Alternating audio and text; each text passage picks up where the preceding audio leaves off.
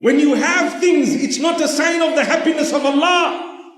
Sometimes maybe when you don't have it, it's a sign of the happiness of Allah. You follow what I'm saying?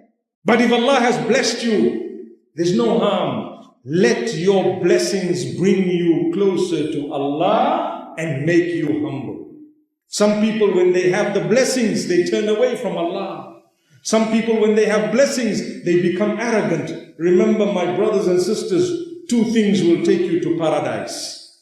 Taqwallahi wa husnul khuluqi.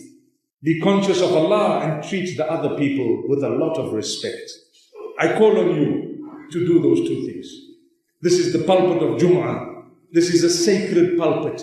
It is a pulpit from which people are hoping to listen to a message of mercy, a message of goodness, a message of closeness to Allah, a message that will move us. I hope and I pray today's message has moved myself and every one of us.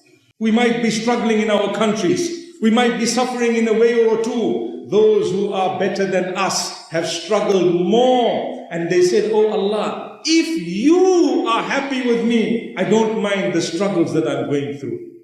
If you are happy with me, it's okay. Everything else is irrelevant.